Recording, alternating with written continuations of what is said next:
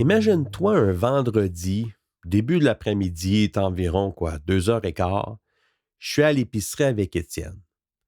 Bon, c'est pas un samedi achalandé ni un jeudi, mais tu sais, là, c'est à peu près l'heure où l'épicerie est pleine de monde qui prennent le temps, puis qui sont en train de choisir entre deux boîtes de céréales ou qui jasent de la météo avec le gars d'un fruits et légumes. Puis là, il y a Étienne, mon grand ado de 16 ans, qui joue à Tigrou. Tu sais, là, Tigrou dans Winnie the Pooh, là, mais ça, c'est Étienne de ce temps-ci. Il rebondit partout. Il y a juste deux vitesses, Étienne, c'est turbo ou à 100 à l'heure. Ben, c'est ça, Étienne à l'allée des desserts, c'est Tigrou à l'épicerie. Il n'est pas en colère. Il n'est pas en crise, là. Il est juste content. Trop content, hyper content. Parce qu'on sort de la maison, parce qu'il magasine son dessert préféré, ben parce que la vie est belle en cet après-midi de printemps. Il est content. Puis moi, j'ai mon ado, mais j'entends les soupirs. Oh oui, je les entends.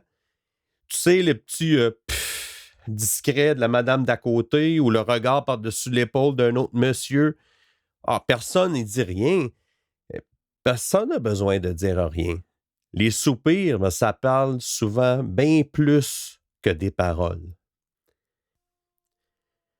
Et là, dans l'allée avec mon panier à moitié plein, j'ai pas le réflexe que j'avais il y a 10 ans.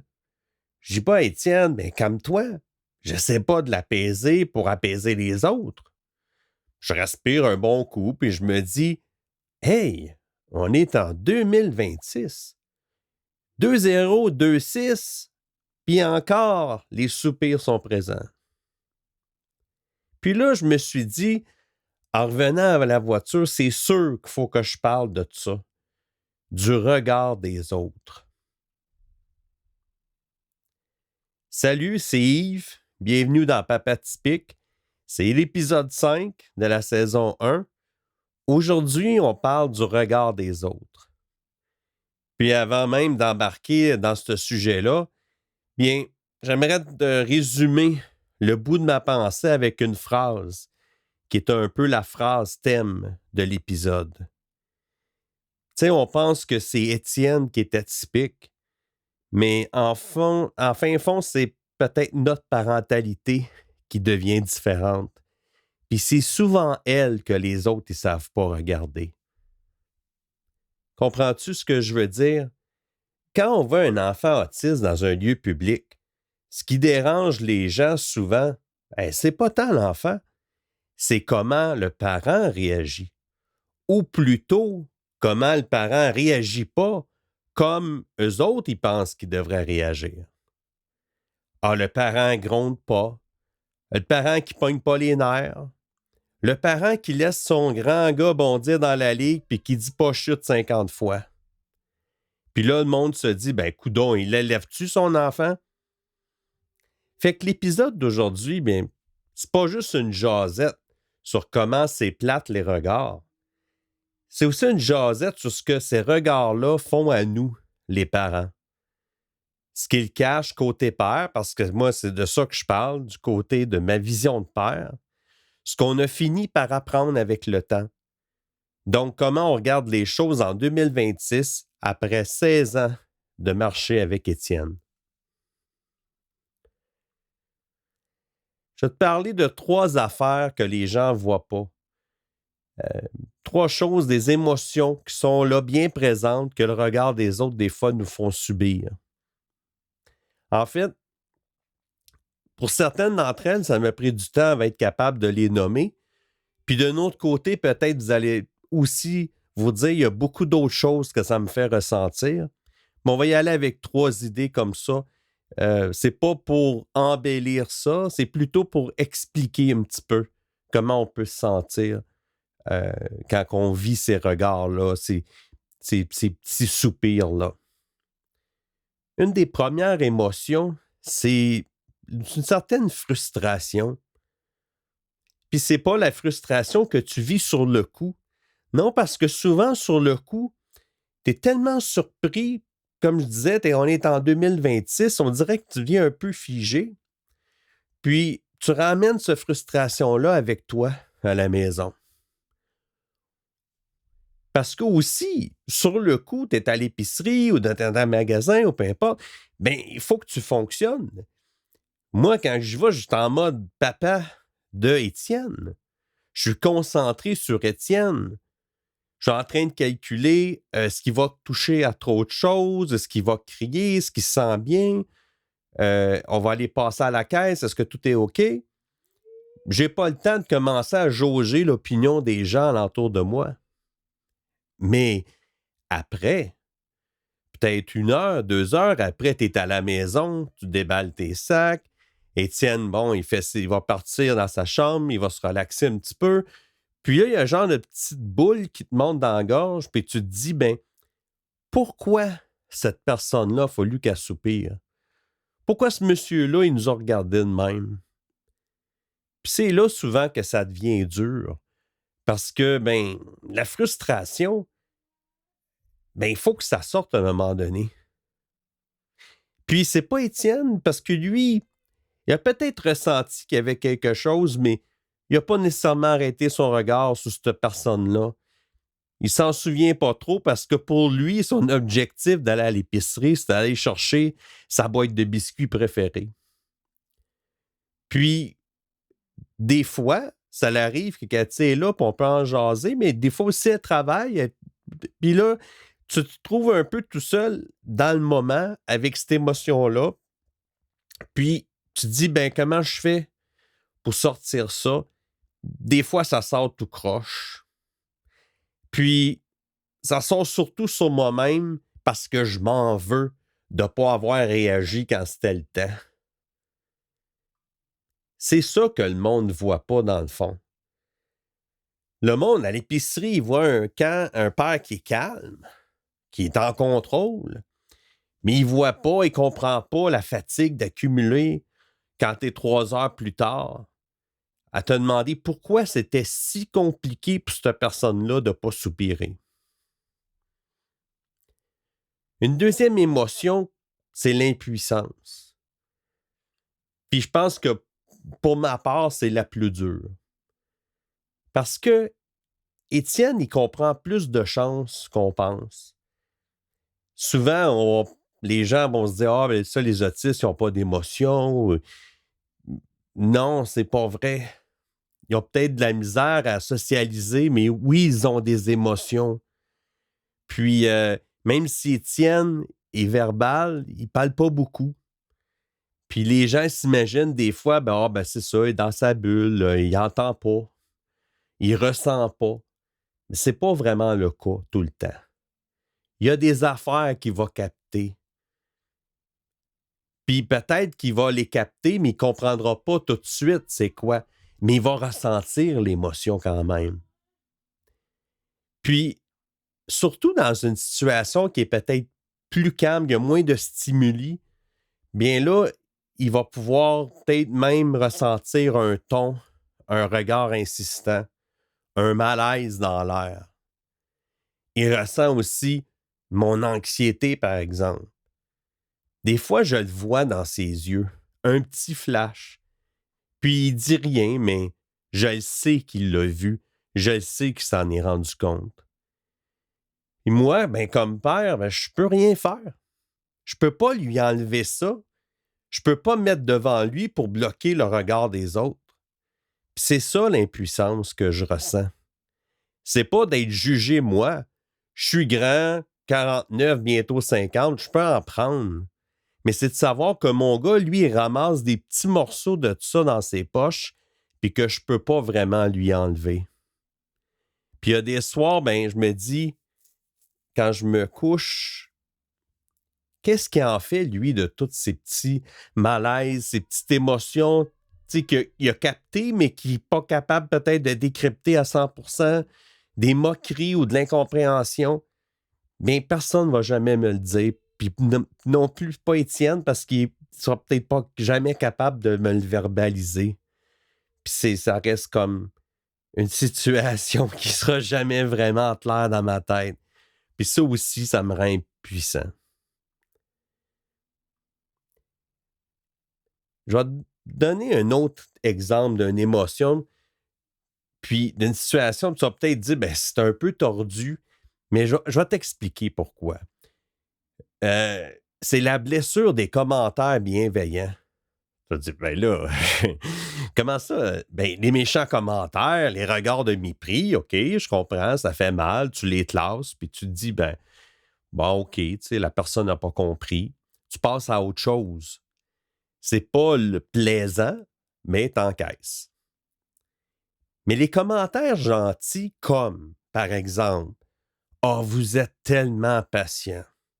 Ou bravo, vous faites tellement un bon travail. Ou pire, Étienne est vraiment tombé dans la bonne famille. Mais ces commentaires-là, ils frappent à une place que tu t'attendais pas. Parce que ce genre de commentaires-là, ce que ça dit, en vrai, ça dit, ben, ta vie, c'est un poids. Wow, t'es vraiment bon de ne pas t'écraser en dessous. Et Étienne, dans tout ça, il devient quoi? Mais en fait, c'est lui le poids, c'est ça qu'on savait dire. Puis c'est lui qui est l'épreuve. Étienne ne mérite pas d'être une épreuve, il mérite d'être notre enfant, mon garçon, point. Puis c'est ça qui blesse des fois dans ce genre de commentaires-là. Les gens pensent comme te donner une médaille, mais en fait, ce qu'ils te rappellent, c'est que dans leurs yeux, ton enfant, c'est un problème à gérer. Puis toi, tu es un super-héros parce que tu réussis à le gérer. Puis qu'eux, ils ne seraient jamais capables. Mais j'ai pas envie d'être un super-héros. J'ai envie d'être un père comme les autres, juste un père qui élève son garçon puis qui lui donne de l'amour comme qu'il est. Bon, 3 émotions, c'est un peu lourd, c'est vrai, mais on ne veut pas rester sur ce côté-là. Puis je suis sûr qu'en parlant avec d'autres parents, peut-être c'est d'autres choses qu'ils ressentiraient. Mais c'est juste pour dire qu'il y a un côté caché des choses. Des fois, on voit juste une situation, mais on ne s'imagine pas ce qui se passe derrière ces situations-là, comme quand on rencontre quelqu'un à l'épicerie ou qu'on leur dit « Ah, bravo, vous êtes tellement bon ». On ne réalise pas qu'est-ce qui se passe après. Puis je vais te parler des choses que j'ai apprises avec ça, avec le temps. Parce que sur le coup, c'est vrai, des fois, tu peux même mal réagir. Mais c'est pas de faire disparaître ces émotions-là, mais c'est d'apprendre à les vivre différemment. Une chose que moi, j'ai faite avec le temps, c'est que je me suis construit une carapace. Mais la leçon que j'en tire, c'est que la carapace, ça protège pas Étienne. Ça protège moi. Pendant longtemps, quand j'allais en public avec Étienne, j'avais cette carapace-là. Tu sais, le gars qui marcherait, des épaules serrées, prêt à blaster, à répondre n'importe qui ferait un commentaire. J'étais en mode défense, en mode le garde du corps. Puis tu sais quoi? Ben, cette carapace-là, ça me protégeait, mais avec le temps, j'ai compris que ça ne protégeait pas vraiment Étienne. Même au contraire. Parce que quand je mets cette carapace-là, Étienne, il sent mon niveau de stress. Il sent mon anxiété. Quand j'arrive à l'épicerie raide comme une barre de fer, avec la mâchoire serrée, à me demander comment ça va aller ou qui va me regarder de travers, devine quoi? Lui aussi est tendu. Lui aussi, il ressent l'anxiété. Donc, la carapace, c'était pas aidant finalement. Puis, le jour où j'ai compris ça, j'ai changé ma façon de penser. Je me suis dit, si on veut protéger Étienne du regard des autres, il faut d'abord que moi, je ne sois pas en train de me préparer au combat à chaque fois que je vais au magasin avec Étienne, que je vais à l'épicerie ou en public. Il faut que j'arrive avec lui, présent pour lui, pas présent à m'occuper de ce que les autres vont penser.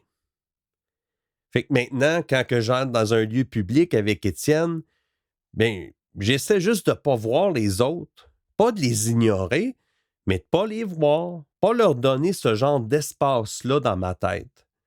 Ma tête, là, est là pour m'occuper d'Étienne. Ce qu'il regarde, ce qu'il veut, comment il se sent d'après moi. Puis les soupers, ben, ils vont exister pareil. Mais ils sont plus dans mon système, ils m'atteignent plus comme avant. J'essaie de juste les ignorer. Ils sont à l'extérieur. Puis ça, c'est ma première leçon sur le terrain. C'est que ta carapace, elle te protège pas tant que ça, finalement, puis elle protège pas ton enfant. C'est ta présence qui va l'aider à fonctionner, puis aussi et surtout le laisser aller. Aussi, une leçon que je tire de tout ça, c'est que, ben, c'est peut-être plus philosophique, mais en fait, c'est qu'est-ce que je m'attends des gens alentour d'Étienne? Pendant longtemps, ce que je souhaitais, je me disais, il faut que les gens comprennent c'est quoi l'autisme. Tu sais, si le fameux comme si les gens comprenaient, si juste s'ils savaient, ben tout serait mieux. Je pensais que le problème, le réel problème, c'était l'ignorance des gens. Puis que si on informait, on sensibilisait, bien, tout serait arrangé finalement. Puis là, ben, j'ai fini par réaliser que c'est pas ça que je veux finalement. C'est pas exactement ça. Je veux pas nécessairement que les gens comprennent Étienne. Comprendre, c'est gros, là. Pour vraiment comprendre c'est quoi vivre avec un autiste de 16 ans, il faudrait qu'il vive 16 ans dans notre maison. Puis c'est bien correct qu'il n'ait pas à faire ça. Donc, c'est quoi que je ressens comme besoin que les gens y fassent? Mais je veux juste qu'ils reconnaissent la situation. Qu'ils reconnaissent que il se passe de quoi, ils comprennent peut-être pas, ils savent pas, mais qu'ils laissent une petite place pour ça. Qu'ils fassent pas comme si ça n'existait pas ou comme si, ben, automatiquement, ça doit être un petit gars mal élevé.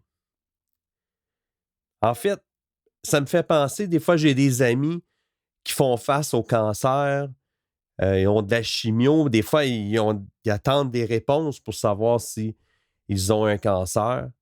Puis moi, ben, j'ai jamais vécu ça. J'ai jamais vécu cette situation-là, puis ni dans ma famille. Puis, je sais pas c'est quoi d'avoir ce sentiment-là d'inquiétude, de vivre avec la chimio, de tout te demander comment ton avenir va se dérouler. Puis jamais je ferais semblant de comprendre à 100% c'est quoi.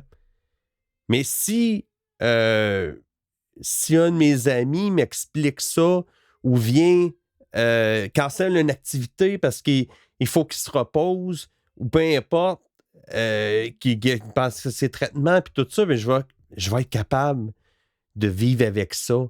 Même si je ne l'ai pas vécu, je vais être capable de pouvoir reconnaître que ça ne doit pas être facile ce qu'il vit. Je vais faire une place pour ça dans ma vie. Puis c'est ça que je veux. Pour Étienne, pour nous, puis en fait, pour tout le monde qui vit des situations difficiles, c'est pas que le monde comprenne à 100%, c'est pas nécessairement possible. C'est juste que le monde reconnaisse. C'est pas la même affaire. En fait, ça fait un grand lien avec l'empathie, d'être capable de ressentir que, boy, ça va pas. C'est pas drôle, là. Puis ça, les dernières années, je pense qu'on l'a un peu plus. Je vois les regards ont changé. Pas tous, mais il y en a. Il y a des gens qui ne savent pas ce qu'est l'autisme, mais qui ont appris à ne pas soupirer, même s'ils ne comprennent pas. Puis ça, ben moi, ça me suffit. Bien content avec juste ça. Mais en dessous de toute ce jasette-là, en fait, l'épisode cache une autre idée. C'est que c'est pas l'histoire du regard des autres sur un enfant autiste. En fait, c'est l'histoire de ce qu'on fait tous, nous autres, les humains, quand on ne sait pas quoi faire devant la différence. Moi aussi, avant Étienne, j'aurais peut-être soupiré à l'épicerie. Ah, peut-être pas fort, peut-être pas méchamment, mais je l'aurais fait parce que je savais pas, parce que j'avais pas encore vu, que je n'étais pas capable de reconnaître la situation. Puis là, où j'en suis en 2026, c'est ce que je me dis, les gens qui soupirent sont pas méchants. Ils savent juste pas. Ils font comme moi je faisais avant. Puis mon travail, ma job, c'est pas de les juger en retour. C'est plutôt de rester présent avec Étienne puis de leur montrer que oui, on peut faire autrement, puis on peut être différent. Je te ramène à l'épicerie de tantôt, au début. Après avoir fait toutes les allées, de faire la liste, mettre ça dans le panier, ben on est allé à la caisse. Puis la caissière, une madame dans la cinquantaine, elle m'a regardé, vraiment très, très gentille. Elle n'a pas dit un mot, mais tu sais, pas un regard de jugement, un regard compréhensif, patient, un regard qui disait « Prenez tout votre temps, il n'y a pas de trouble ». Puis Étienne, il était à côté de moi, mais plus tranquille parce qu'entre les deux caisses, il ne peut pas faire tigrou, il ne peut pas jumper partout. Mais là, il tenait le carrosse avec les deux mains, puis il était prêt à partir comme un pilote de Formule 1. Il était là, je te dis que même le monsieur qui empaquetait les choses, il fallait qu'il tienne le carrosse parce qu'Étienne avait hâte d'aller rouler jusqu'à l'auto. Puis là, sans prévenir, Étienne a levé la tête, puis il a dit à la caissière, « Ben, bonjour toi. » Juste ça. Ben, bonjour toi.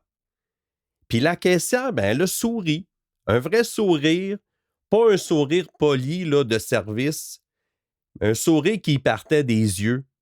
Puis elle a répondu, ben, bonjour toi aussi. Puis je te le dis, dans ces moments-là, dans cette petite brèche de 10 secondes entre l'allée des biscuits puis le stationnement, j'ai eu l'impression que c'était ça, l'affaire. Étienne n'avait peut-être pas tout saisi, les soupirs, les jugements. Il savait peut-être pas des fois la frustration que ça m'apporte. Mais lui a vu une madame gentille, puis a décidé de la saluer. La madame, elle, n'a pas demandé à Étienne autre chose. Elle l'a reconnu. Elle a souri à un gars de 16 ans qui disait « Bonjour toi », sans script, sans étiquette, puis sans diagnostic. C'est un beau petit moment, puis après ça, on est sorti pour revenir à la maison. Merci beaucoup d'avoir écouté cet épisode-là. Si ça t'a rejoint, d'une manière ou d'une autre, que tu sois un parent d'un enfant autiste ou pas, s'il te plaît, partage-le avec quelqu'un qui soupire des fois dans l'allée numéro 7. Pas pour le juger, mais pour qu'il reconnaisse et qu'il accepte la différence. La semaine prochaine, épisode 6, on va parler de Cathy et moi, ou comment demeurer un couple malgré les difficultés que l'autisme implique pour des parents. Puis je vais te laisser sur cette idée. L'important, au fond, c'est pas de comprendre l'autisme, c'est plutôt de reconnaître et d'accepter la neurodiversité. Parce qu'au final, on n'a pas le contrôle sur le regard des autres. Mais on peut toujours dire un « bonjour toi ». À la prochaine.